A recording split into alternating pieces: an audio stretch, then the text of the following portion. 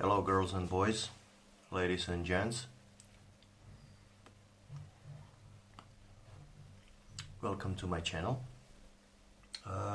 Today we will talk a little bit about a few questions that were pointed to me during the pipe giveaway that is still running, and it will be finished today at evening my time.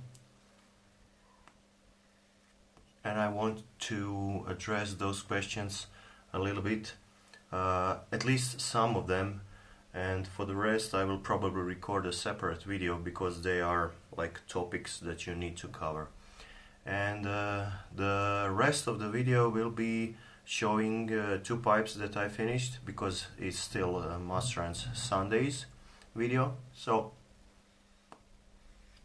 stay tuned. I'm Daniel Mustran, I'm pipe maker from Croatia. Welcome to my channel.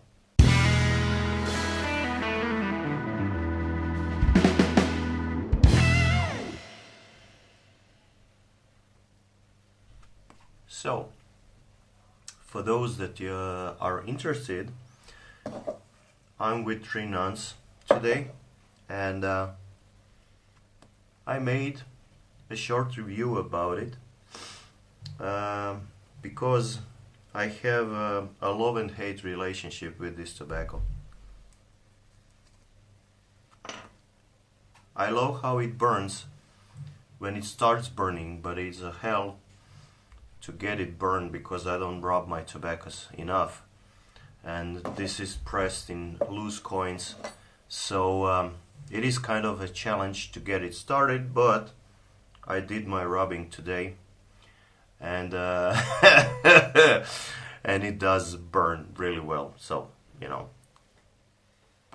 you need to rub that stuff, Anyway, yesterday when I finished a bowl of this 3 nuns red label, okay, and I got home and my son was next to me and we were like talking about mathematics, and he has an exam soon, so I wanted to see if everything is going according to a plan, and he was close to me and he was like, "Geez, Pops, what have you been smoking, a dog food or what?" And I was like, "Okay, yeah, I know, that's the tobacco." And I told him, "You better, you don't want to know." Yeah, that's about that tobacco. There are good reviews about this tobacco at tobaccoreviews.com, so please check those out. They will tell you a lot more about this tobacco, so it is a quality mixture, I have no doubt about that, but I don't like it. I can understand why people do like it, because it has certain something. It started a long time ago. It has a history. It started as a Virginia and Perique mixture, and I believe until 2003 it was still Virginia and Perique mixture, and then it started to be a Virginia Kentucky Burley, I think, mixture. Don't take me on my word about that, but it is acidic, and it is a little bit rough. Although I know it is a quality mixture, it feels for me like it's not rounded. I don't know. Call me stupid, but I don't like it. So I will finish this 10, and I have a couple of more that I will probably leave to rest for a couple of years and then use them. I assume that the roughness will be gone and that the mixture will be just right, So in my opinion, leave that to rest.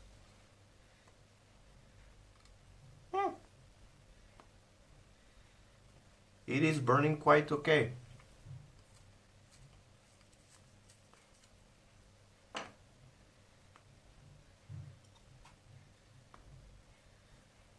There you go.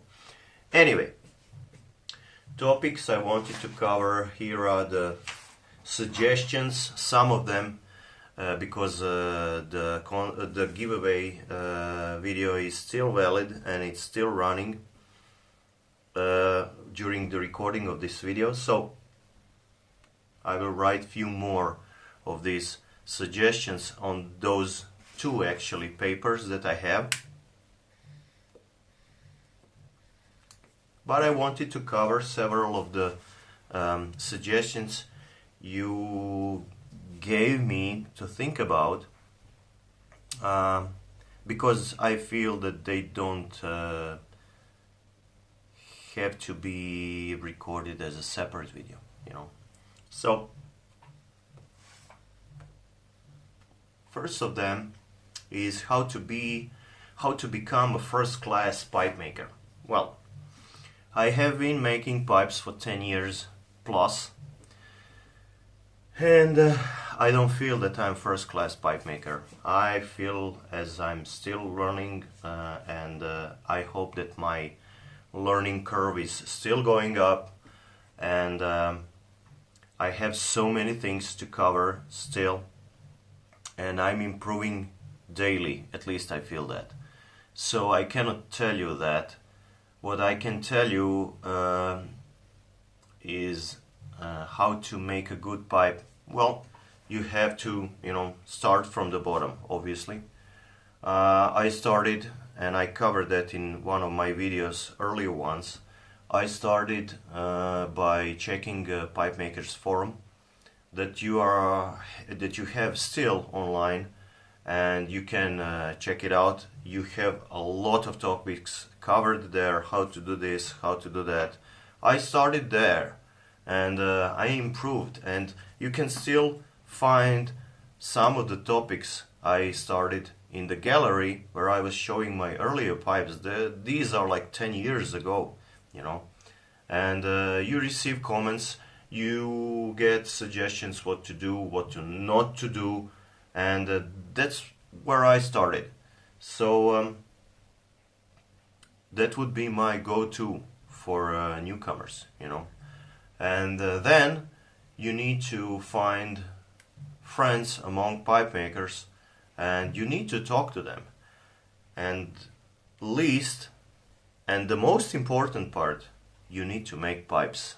You will not learn anything by just talking. You need to make pipes, you know. So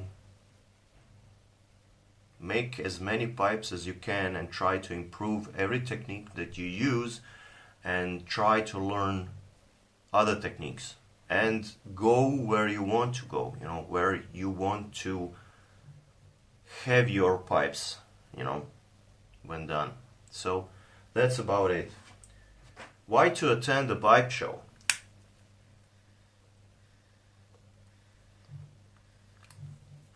For many things.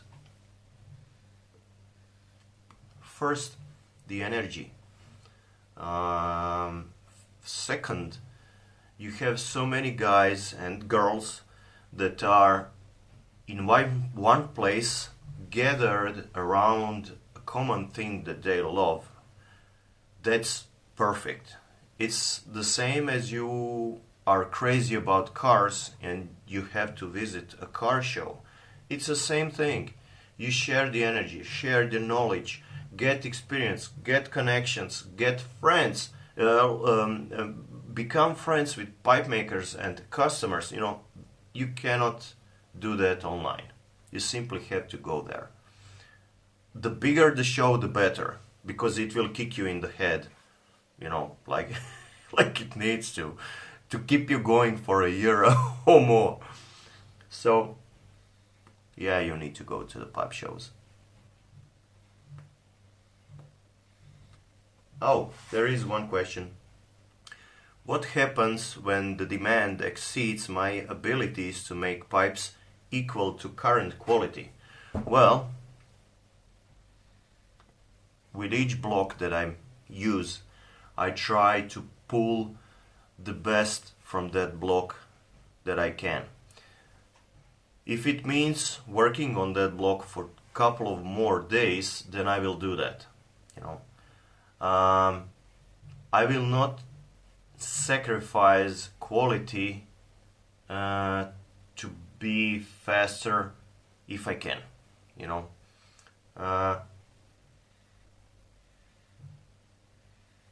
meaning if I have too many orders, you really have to, you know, wait.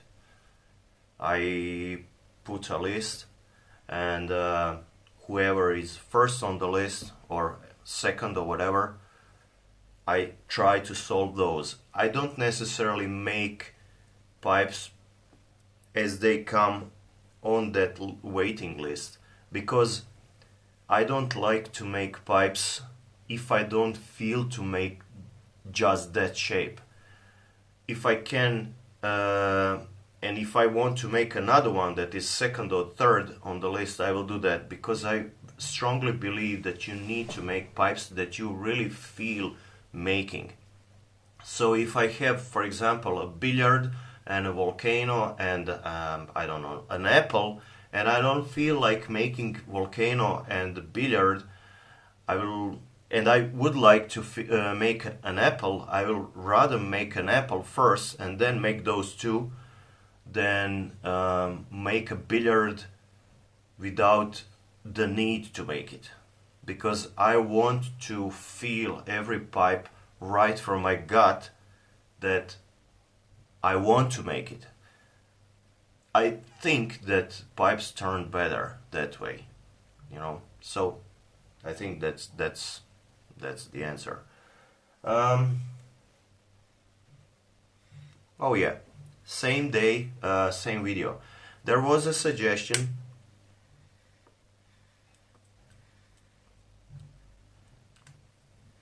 that I should upload videos on the same day, same time. Yeah, if I don't do my regular job and have family and make pipes at the same time, I would be able to do that. But in my position, having a regular job, making pipes and having family, trying my best to just float, it is simply impossible, you know. I record the video and sometimes I don't have time to process it, and then the video is waiting, you know. And I have trouble with those Mustran Sundays, because they need to be made, processed and uploaded on Sunday, the latest on Monday. And that's a problem. You need to have time for that. So I need to stop making pipes, even if I feel for making pipes and I'm in the groove, let's say it like that.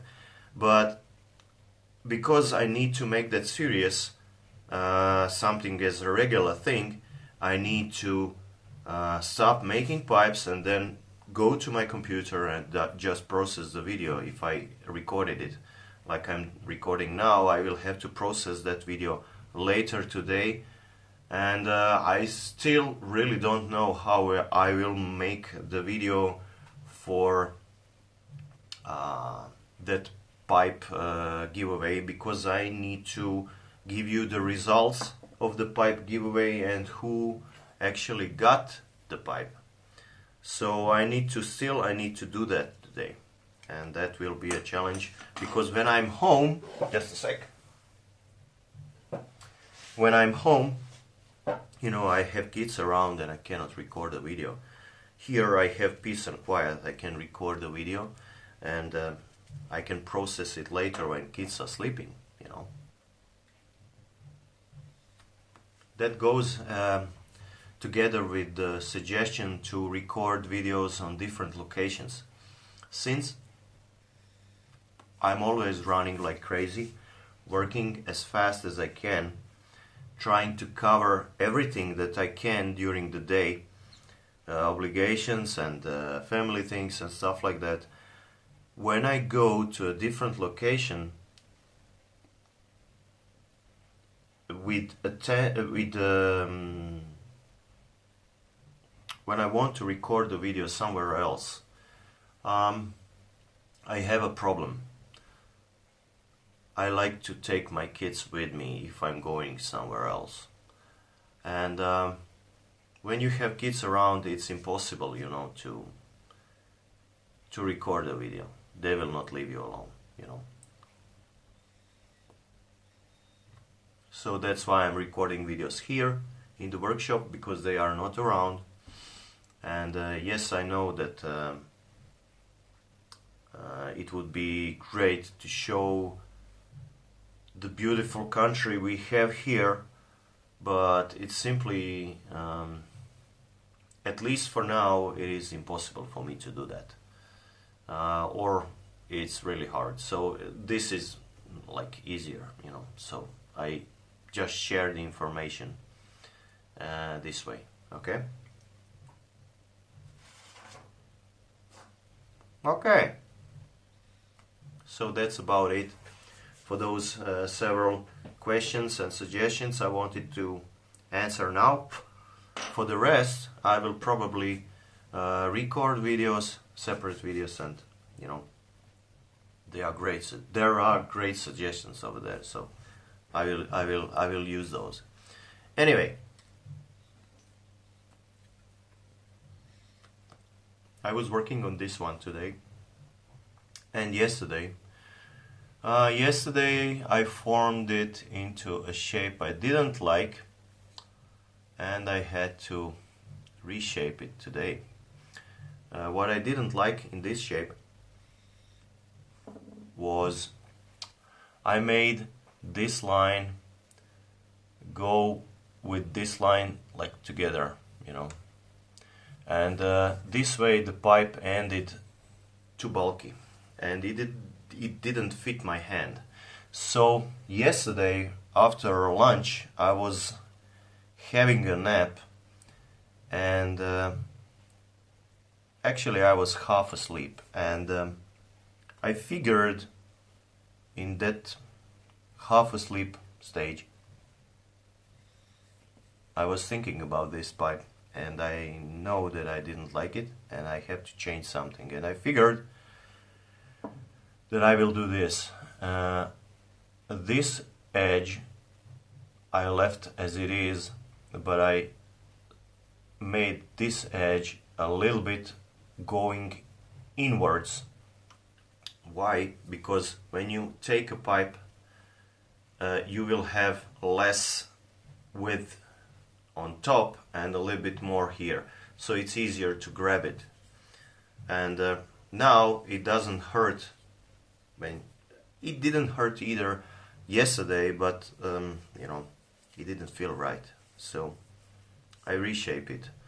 And she has a galolith shank and ebonite stem. Yeah, I still have a lot of work to do with this one, but she will turn nice, I think. Anyway, that's the one in the making, and right up to this point I will share a video that I recorded last Sunday, but I had only one pipe. So I will put this part of the video right now, and after that I will put pipes that I made today so you can see them too. Okay?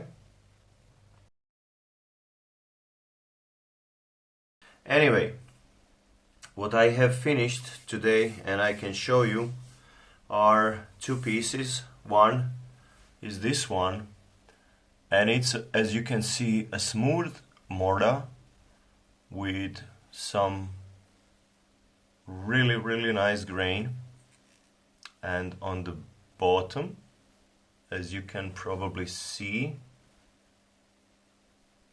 mortar is a little bit lighter in color. This is because I specifically asked the supplier to give me brown mortar. I don't like to work with black mortar because black mortar is really old, and sometimes if it's old enough it tends to lose the strength of the wood. So I don't like to work with black mortar, one reason, and the second reason is that mortar is really a beautiful wood if you can show the grain.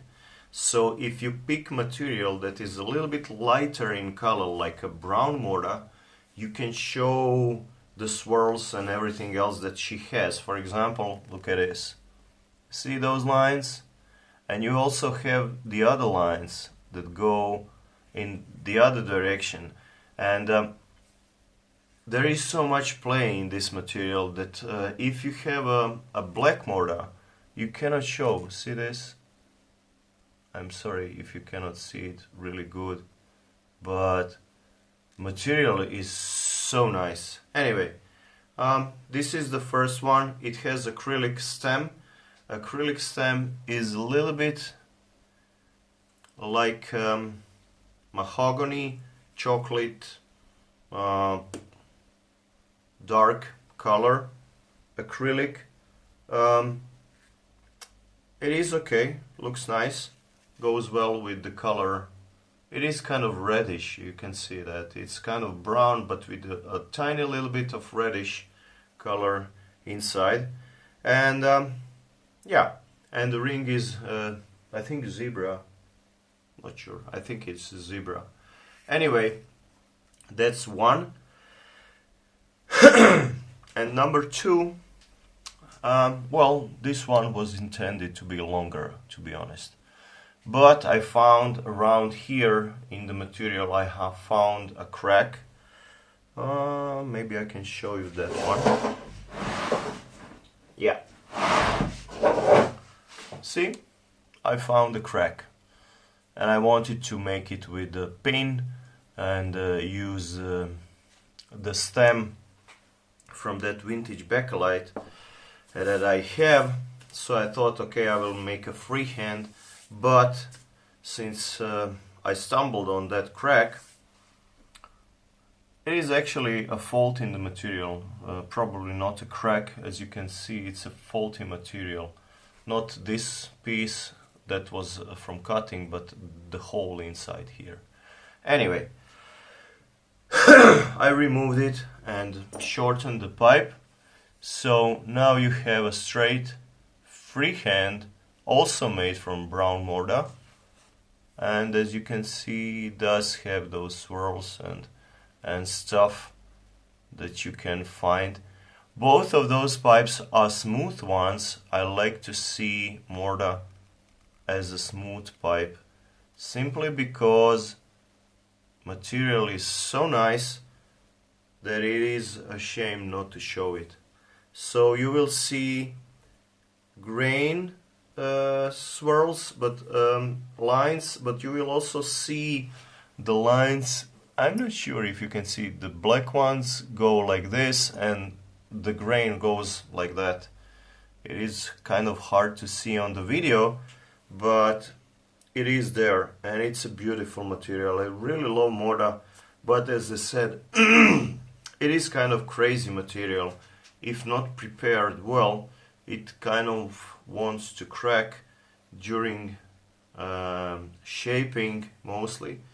And yeah, if you value your time, you know, as a pipe maker, you really want to have a material that you can count on. So briar is kind of easier that way, but that also means that mortar pipes, similar to olive wood pipes, have more value. At least in my eyes, they do have a more value, simply because you need a lot more to make a good mortar. And unfortunately, customers don't value that.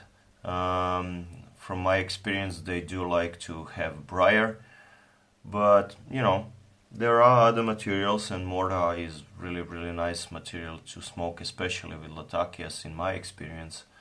So yeah, anyway, you have two pipes. Oh, I forgot to say, the material for the stem here, it's a vintage bakelite from Stanwell company.